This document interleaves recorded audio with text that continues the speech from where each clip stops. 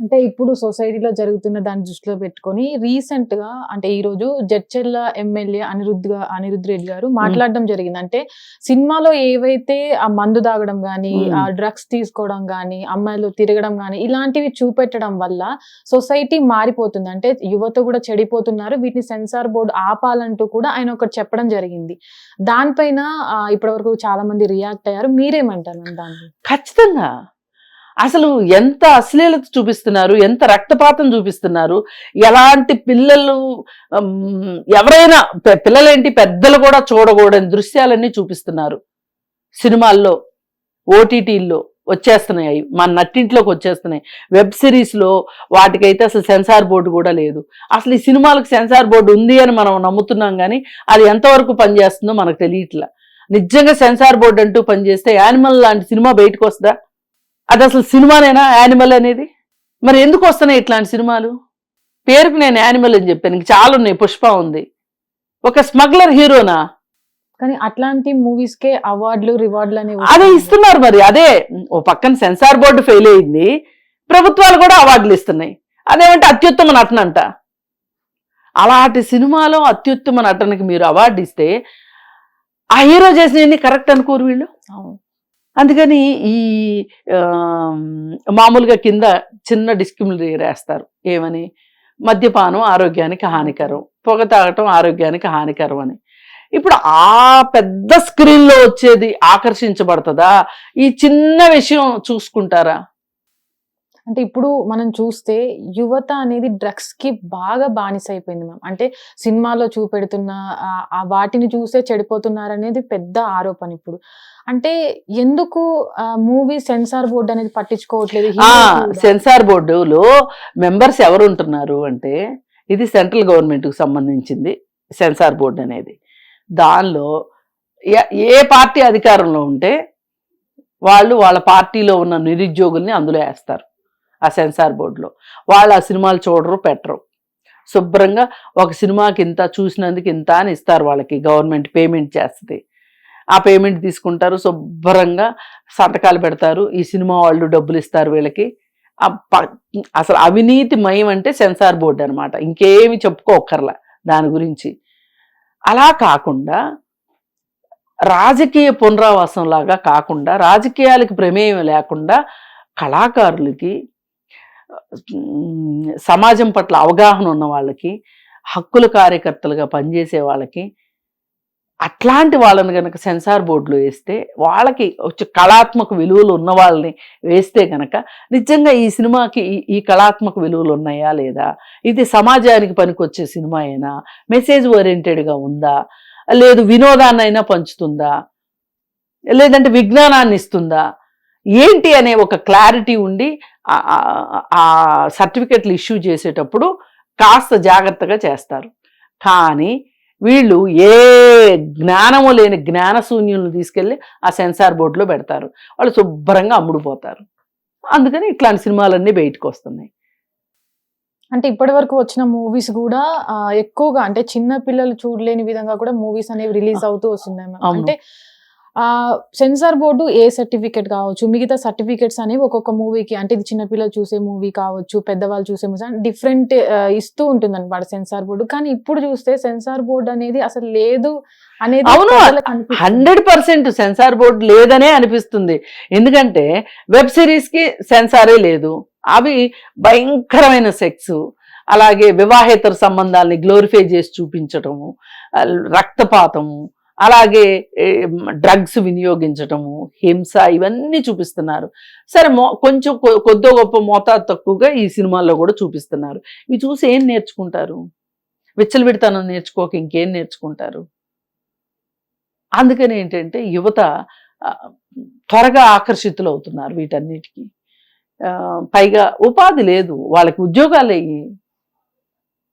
ఉద్యోగాలు లేవు, ఎలాగోలా కాలక్షేపం చేస్తున్నారు. ఇవాళ యువత ఏ పరిస్థితికి వెళ్తున్నారంటే, ఇంట్లో ఒక ముసలం ఉందనుకోండి, ఆ ముసలమ్మకి అవ్వకేదో పెన్షన్ ఇస్తారు కదా, ఆ అవ్వలను కొట్టో తిట్టో ఆ పెన్షన్ డబ్బులు కూడా వాళ్లే లాక్కుని వాళ్లే జల్సా చేసేటట్లు తయారవుతున్నారు. ఇవాళ రాత్రిపూట ప్రీమియర్ షోలు వేస్తున్నారు సినిమా రిలీజ్ అయ్యే ముందు. ఆ ప్రీమియర్ షోలకి 2000 టికెట్ పెట్టినా కానీ, 1500 టికెట్ పెట్టినా కానీ వెళ్ళి చూస్తున్నారు. అక్కడికి వెళ్ళి చూసే వాళ్ళందరూ ఆ డబ్బులు ఎఫర్ట్ చేయగలిగి కాదు, ఇంట్లో వాళ్ళని పీడించి తీసుకొచ్చుకుంటున్నారు ఆ డబ్బులు. యువత పరిస్థితి ఈ విధంగా ఉంది ఇవాళ. అన్నిటిని మించి ఇంకా గంజాయి కూడా చాలా విచ్చలవిడిగా గంజాయి దొరుకుతుంది. ఇంజనీరింగ్ కాలేజీలో కేర్ ఆఫ్ అడ్రస్గా ఉంది. మొన్న ఏదో మంచి యూనివర్సిటీ, నల్సార్ యూనివర్సిటీలో కూడా గంజాయి తీసుకున్నట్లుగా వస్తుంది. మరి ఎంత ఈగలని ఒక వ్యవస్థను పెట్టారు రాష్ట్ర ప్రభుత్వం కూడా.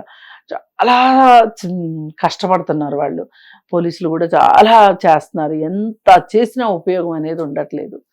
కానీ గతంలో మనం మూవీస్ చూసుకున్నట్లయితే ఒక మెసేజ్ మూవీస్ ఉండేవి అనమాట, ఒక నేర్చుకునే పద్ధతిలో ఉండేవి. కానీ ఇప్పుడు మూవీస్ అని కూడా లేదు అసలు మీరు అట్లాంటి ఎక్స్పెక్ట్ చేస్తే చాలా పొరపాటు.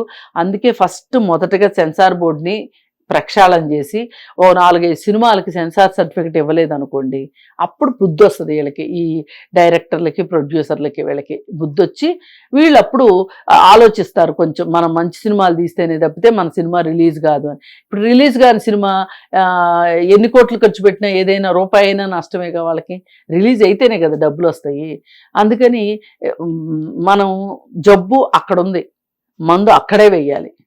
ఆ సెన్సార్ బోర్డు ప్రక్షాళన జరిగితే గానీ అన్ని సవ్యంగా ఉండదు, సినిమాలకు సంబంధించి సవ్యంగా ఉండదు. కానీ ఇప్పుడు మూవీస్ లో యాక్ట్ చేసే యాక్టర్స్, అంటే ఇప్పుడు ప్రెసెంట్ ఉన్న యాక్టర్స్ తో పాటు సీనియర్ యాక్టర్స్ కూడా అదే విధంగా అదే రకమైనటువంటి మూవీస్ కూడా తీస్తున్నారు మేము. అంటే మీ అప్పుడు పాతకాలంలో మూవీస్లలో కొంచెమైనా కంటెంట్ ఉండేది, మెసేజ్ ఉండేది, మనం ఏదో ఒకటి చూసే ప్రేక్షకులకి ఎంటర్టైన్మెంట్ చేయాలనే పద్ధతే ఉండేది.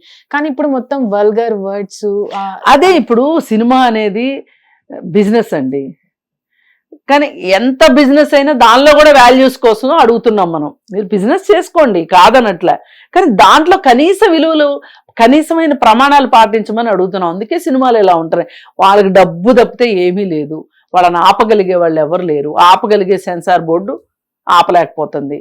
పోనీ ఇట్లాంటి సినిమాలు వచ్చినప్పుడు పాత రోజుల్లో ఏదైనా సినిమా అశ్లీలంగా ఉన్న సినిమా ఏదన్నా వస్తే, అప్పట్లో మేము ఎంగేజ్లో ఉన్నప్పుడు నానా గొడవ చేసి నానా గందరగోళం చేసి హడావుడి చేసేవాళ్ళము. అసలు ఈ అశ్లీల సాహిత్యం మీద కావచ్చు, అశ్లీల సినిమాల మీద కావచ్చు, జనాల్ని ఎడ్యుకేట్ చేయడానికి సదస్సులు, సెమినార్లు అవన్నీ పెట్టేవాళ్ళం.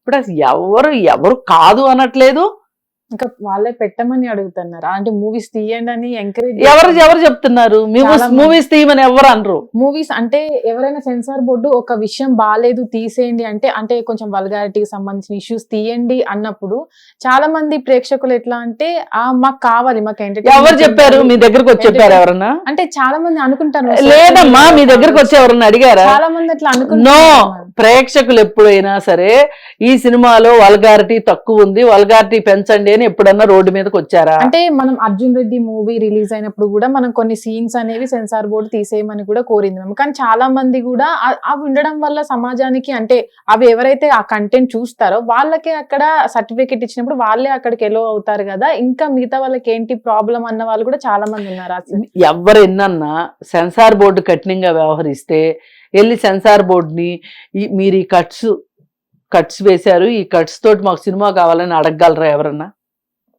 కానీ మీరు ఒకప్పుడు మీరు ఎలాగైతే ఈ మూవీ బాగాలేదు దీంట్లో తీసేయండి అని మాట్లాడారో, కానీ మీలాగా ఇప్పుడు మాట్లాడేవారు ఎవరు లేరు కదా. లేరు అంటే చేయమని కాదు కదా అర్థం, కానీ మాట్లాడే గొంతు ఉండాలి. మాట్లాడుతున్నాంగా, ఇప్పుడు మనం మాట్లాడుతున్నావా లేదా?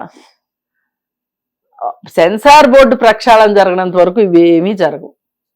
అంటే ఇప్పటి వరకు ఉన్నటువంటి ఎవరైతే అనిరుద్ధ్ గారు మాట్లాడారు దాంట్లో ముఖ్యంగా తీసుకున్న పేర్లు అటు సీనియర్ నటులే అయి ఉన్నారు. దాంట్లో బాలకృష్ణ కావచ్చు, అటు నాగార్జున కావచ్చు. అంటే ఒక్కప్పట్లో సీనియర్ గా ఉన్న వాళ్ళు కూడా మామ పెగ్గురా అని, అంటే ఒక్క మూవీలో కూడా అట్లా తీసుకోవడం వల్ల వాళ్ళని ఇన్స్పైర్ గా తీసుకున్న యువత అట్లనే మందుకు బానిసై వాళ్ళు కూడా అలాగే అలవాటు పడతారు కదా అని ఆయన మాట్లాడడం జరిగింది. కరెక్ట్ ఆయన అన్నది. ఎందుకంటే రాజకీయాల్లో ఉన్న వాళ్ళు కావచ్చు, రాజకీయ నాయకులు కావచ్చు, పాత సినిమా హీరోలు కావచ్చు, వాళ్ళు కొంచెం ఇప్పుడు ఏదో మొదటి సినిమా కాబట్టి ఏదో కొంచెం మోతాదు పెంచి చేశారు అన్నట్లుగా కాకుండా కాస్త సామాజిక బాధ్యతతో వ్యవహరించాల్సిన అవసరం ఉంది. అది దురదృష్టం. ఆయన చెప్పిన పేర్లు వాళ్ళకి వ్యాపారమే కావాలి అన్నట్లు చేస్తున్నారు. ఎక్కడో దాకా ఎందుకండి, రానా నాయుడు అని ఒక వెబ్ సిరీస్ వచ్చింది, వాళ్ళకి ఏం డబ్బులు తక్కువైనాయి చెప్పండి? వాళ్ళిద్దరూ ఏమన్నా పేరు లేని వాళ్ళ? రానా ఏమన్నా పేరు లేనోడా, వెంకటేష్ ఏమన్నా పేరు లేనోడా? అంత బూతుని ఎట్లా వాళ్ళు ప్రసారం చేయాలనిపించింది, ఎట్లా తీయాలనిపించింది చెప్పండి. అందుకని ఏంటి అంటే తీసే వాళ్ళకి ముందు బుద్ధి ఉంటే నెక్స్ట్ చూసే వాళ్ళకి బుద్ధి ఉంటుంది. చేసే వాళ్ళదే తప్పు. అలాగే ప్రొడ్యూసర్స్ డైరెక్టర్స్నే పట్టుకోవాలి ఫస్ట్. అంటే అంత వల్గారిటీ పెరిగిపోతుందంటే మ్యామ్ మనం ఎంకరేజ్ చేస్తున్నాం. నేను అదే మళ్ళీ చెప్తున్నా. ఇప్పుడు రానా నాయుడులో మంచిగా వెబ్ సిరీస్ చేస్తే మీకేం పోయే కాలం వచ్చింది, ఇలా చేశారు 4 బూతులతో చెయ్యొచ్చు కదా అని ఎవరైనా అడుగుతారా చెప్పండి? కానీ వాళ్ళ అభిప్రాయం ఏంటంటే మనం ఇలాంటి తీసినప్పుడు ఎక్కువ మంది అంటే మనకి కలెక్షన్లు ఎక్కువ వచ్చినప్పుడు లేదు, చాలా మంది తప్పుకునే మాట ఇది. చూసే వాళ్ళు ఉన్నారు కాబట్టి మేము చేస్తున్నామని కాదు, వీళ్ళు చేస్తున్నారు కాబట్టి వాళ్ళు చూస్తున్నారు. ఇది లాజికల్ పాయింట్, గుర్తుపెట్టుకోండి. అంటే మూవీకి సంబంధించిన వ్యవస్థ మారాలి అంటారా? అంటే మంచి మంచి మూవీస్ ని, కంటెంట్ ఉన్న మూవీస్ ని తీయాలి. డైరెక్టర్స్ కి ప్రొడ్యూసర్స్ కి అభిరుచి తోటి ఉండాలి. వాళ్ళు పూర్తిగా వ్యాపారమే అని అనుకోకూడదు. అది అంతవరకు వాళ్ళ వైపు నుంచి జరగాల్సింది. సీనియర్ నటులు కొంచెం బుద్ధి జ్ఞానం పెట్టుకుని కాస్త అవగాహనతో సినిమాలు చేయాలి. మూడోది సెన్సార్ వ్యవస్థ బాగుపడాలి. అసలు ముందు దేశాన్ని పరిపాలించే వాళ్ళకు ఉండాలి ఈ బుద్ధి జ్ఞానం. వాళ్ళ దగ్గర మనం ఉత్తమ సామాజిక విలువల్ని పెంపొందించాలి, యువతను మంచి మార్గంలో పెట్టాలి అంటే సినిమా రంగం కూడా చాలా ప్రభావితం చేస్తుంది. కాబట్టి ఈ సినిమా రంగం బాగుండాలి అని చెప్పి వాళ్ళు కూడా అనుకోవాలి. ఇలా ఇక్కడ ఎవరో అనుకోవట్లే. ఎప్పుడన్నా కాలక్షేపంగా నాకు పని లేకపోతే మీకు పని లేకపోతే మాట్లాడుకుంటున్నాను తప్పితే వేరే ఏమీ లేదు. మేము మాట్లాడుకునే మార్పు కోసమే కదా. కరెక్టే, కానీ సరిపోదు అంటున్నా నేను. సరిపోదు. ఆ ముగ్గురు మారితేనే మనం మాట్లాడిన దానికి ఏమన్నా ఉపయోగం ఉంటుంది. ఆ ముగ్గురు మారలేదు అనుకోండి, మీలాంటి వాళ్ళు నాలాంటి వాళ్ళు ఎంత మాట్లాడినా నడిచేది నడుస్తూనే ఉంటుంది. హిట్ టీవీ యాప్, ఇందులో short news, live news, entertainment shows, movies, digital magazines తో పాటు మీ జిల్లా వార్తలను కూడా ఫ్రీగా చూడొచ్చు. ఇంకెందుకు ఆలస్యం, వెంటనే హిట్ టీవీ యాప్ ని డౌన్లోడ్ చేసుకుని ఫ్రీగా ఎంటర్టైన్మెంట్ పొందండి. Hit TV app. Hit TV app. Please download hit TV app. Hit TV app ని ఫ్రీగా డౌన్లోడ్ చేసుకుని ఎంజాయ్ చేయండి. మీకు నచ్చిన ఎంటర్టైన్మెంట్ కోసం హిట్ టీవీ యాప్ ని ఫ్రీగా డౌన్లోడ్ చేసుకుని ఎంజాయ్ చేయండి. హిట్ టీవీ యాప్ ని డౌన్లోడ్ చేసుకుని ఆస్వాదించండి, ఆశీర్వదించండి. ఇంతమంది సెలబ్రిటీలు హిట్ టీవీ యాప్ ని డౌన్లోడ్ చేసుకోండి అని చెప్తున్నారంటే ఎంత మంచి యాప్ ఆలోచించండి. అమెరికా అమెరికాలో చదవాలనుకునే వాళ్ళకి విశ్వసనీయమైన పేరు మన శౌర్య కన్సల్టెన్సీ. UK లో 1 year masters, UK లో 1 year masters, 2 years work permit up to 5 years visa. Contact Saurya Consultancy. Contact 89851 89851.